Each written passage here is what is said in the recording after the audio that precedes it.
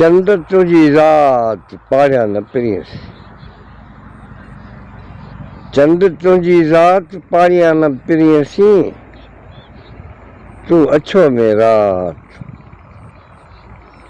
तू अच्छो में रात सजन नृत्य सोचरा।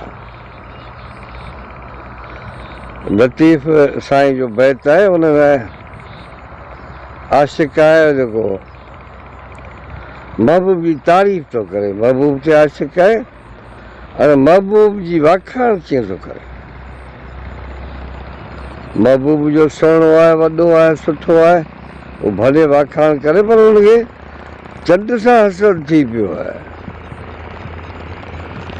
माना हू चंड सां ॻाल्हाए थी, चंड खे थी तूं जो चवे त आउं सुहिणो आहियां, जी तोखे कहिड़ी ख़बर सुम्हूं छा थींदी आहे।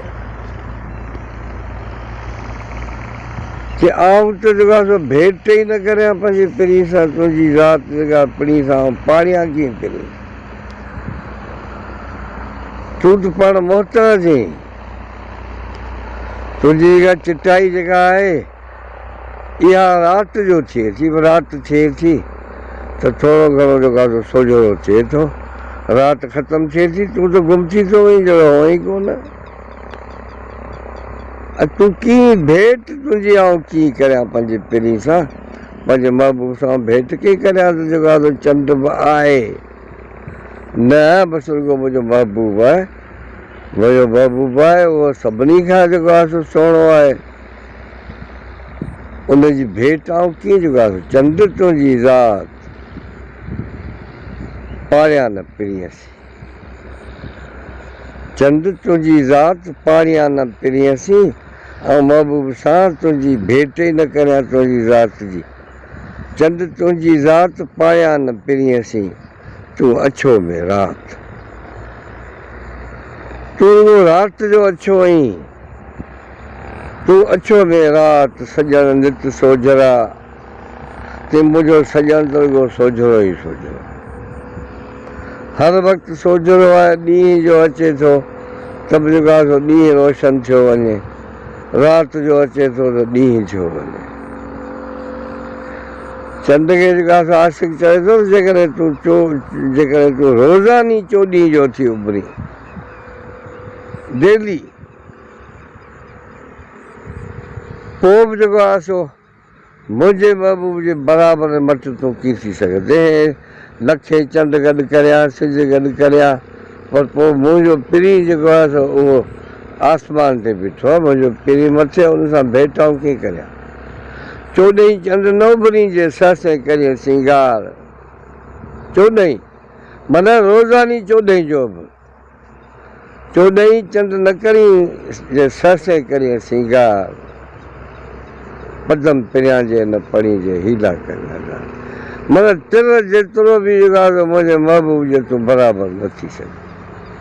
चोॾहीं चंड न उभरी जे ससे करे सिंगार, त पदम पिरियां जे न पड़ी।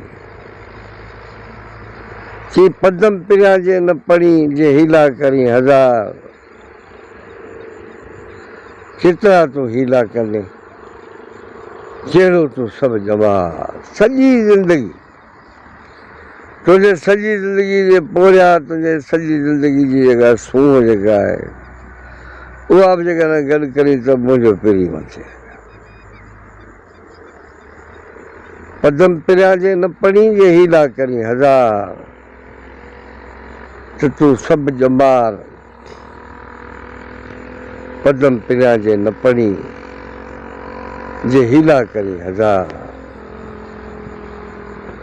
ऐं ॾिसो न, ही नेचर, शाइर जेके फितरत जा नुमाइंदा थींदा आहिनि।